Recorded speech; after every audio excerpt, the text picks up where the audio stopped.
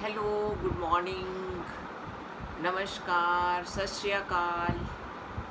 AMA with astrologer, numerologist and tarot reader रोजी छापा। आज इस वीडियो के माध्यम से मैं आपके सामने ज्योतिष के बारे में बात करूँगी। ज्योतिष क्या है, क्यों हम ज्योतिष पढ़ते हैं, हम ज्योतिष में क्या पढ़ते हैं। तो ज्योतिष यानी कि ईश की ज्योति, ईश्वर की ज्योति। हम सब लोगों की ज्योतिष में रुचि है, चाहे हमें इस पे विश्वास हो या ना हो। इसलिए जब भी हम किसी ज्योतिषी के पास जाते हैं, वो हमसे नेटल चार्ट, बर्थ चार्ट, ग्रह, घर, राशियां, नक्षत्र के बारे में बात करता है, तो ये सब सुनकर हमें बहुत उलझन होती है। सो आज हम इसके बारे में,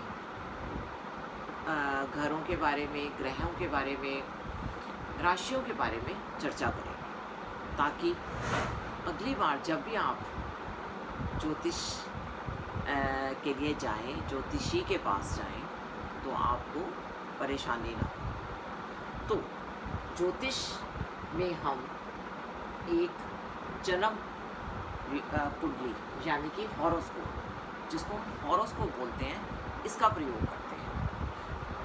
और इसको हम बर्थ चार्ट या नेटल चार्ट भी कहते हैं। इसमें 12 घरों के आधार पर 1 2 3 4 5 6 7 8 9 10 11 12 घरों के आधार पर एक व्यक्ति के जीवन को दर्शाया जाता है। इस वैदिक चार्ट में हम राशियां और घरों और ग्रहों का आपसी संबंध देखते हैं, जो कि व्यक्ति के जन्म की तारीख, जन्म का समय और जन्म का स्थान लेकर उसके आधार पर हम निर्माण करते हैं। यानी कि date of birth, time of birth and place of birth लेकर हम एक चार्ट का निर्माण करते हैं, जिसको हम बर्थ चार्ट, जन्म कुंडली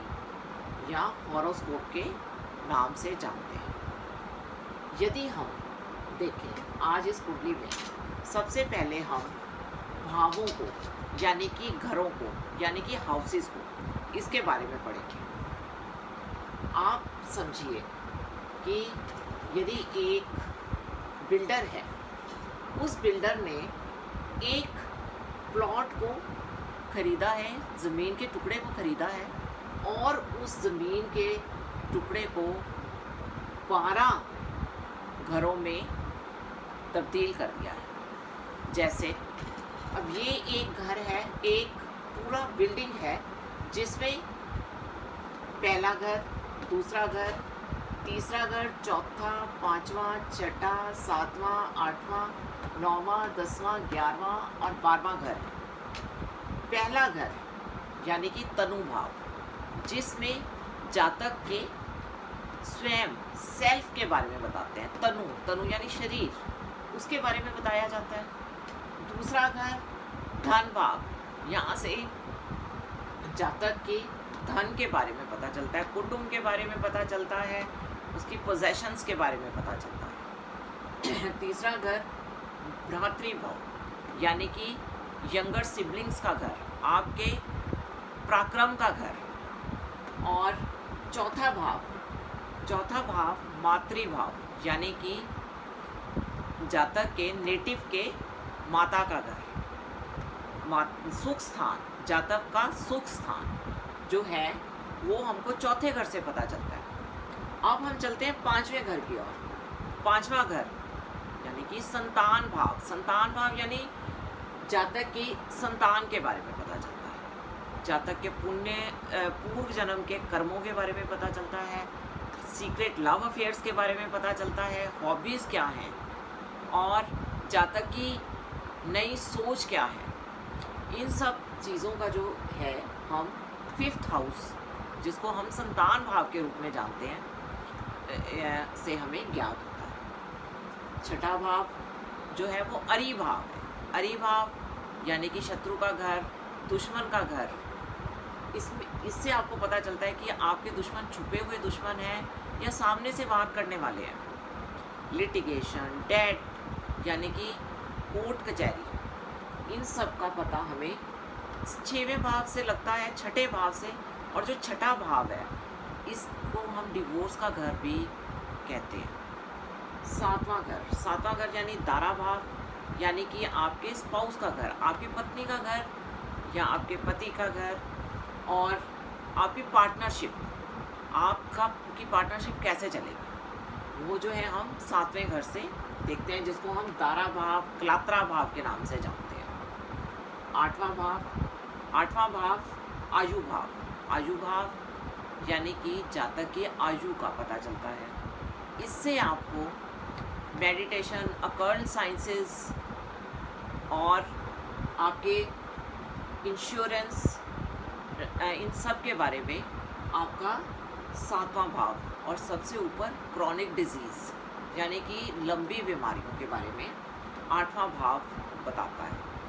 9वां भाव जो है आपका भाग्य स्थान है, आपका लक, जातक का लक, जातक के पिताजी, जातक की लंबी यात्राएं, जातक की तीर्थ स्थान, जातक का स्पिरिचुअलिज्म यानी कि भक्ति भाव, वो सब हमें 9वें घर से पता चलता है, यानी 9वां स्थान से, 9th हाउस।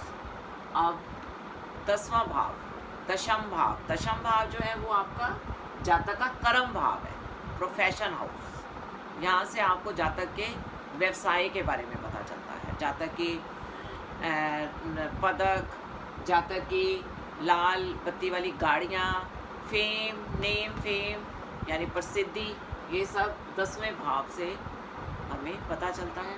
और एकादश भाव यानी कि 11वां भाव, जो 11वां भाव है वो हमें क्या बताता है? 11वां भाव जातक का लाभ भाव है, लाभ स्थान। यहाँ से प्रॉफिट्स, गेन्स एंड बेनिफिट्स, यानी कि क्या लाभ हुआ जातक को, और जातक के बड़े भाई बहन, जातक की के मित्र, जातक के मित्र, इन सब का पता हमको एकादश भाव से चलता है। 12वां भाव यानी व्यय स्थान, व्यय भाव, ये जातक का एक्सपेंडिचर हाउस है। यहाँ पर हर जो ग्रह है वो व्यय के बारे में बताता है। जैसे यहाँ पे मोक्ष, इसको हम मोक्ष स्थान भी बोलते हैं। मोक्ष स्थान यानी आपकी जिंदगी का व्यय के बारे में पता चलता है। सब 12 के 12 भाव जो हैं वो आपको किसी ना किसी उस क्वालिटी के बारे में, किसी ना किसी गुण के बारे में बताते हैं। आज के लिए इतना ही। अगली बार नेक्स्ट वीडियो में मैं आपको बताऊंगी कि यदि हमने शादी के लिए, हमने एजुकेशन के लिए, हमने संतान के लिए यदि हमने देखना है तो कौन कौन से भाव को हम देखते हैं। यदि आपको मेरा वीडियो अच्छा लगा है तो प्लीज़ इसको लाइक कीजिए और सब्सक्राइब कीजिए, सो दैट कि यदि मैं अगली वीडियो डालती हूँ तो आपको उसके बारे में ज्ञान हो जाए और आप अपने सेकंड चैप्टर यानी कि दूसरे पार्ट की तरफ आगे बढ़ सकें और आप रोज़ी छाबड़ा के द्वारा ये सब जान सकें। तो आपको आज के लिए नमस्कार और good bye. Thank you very much.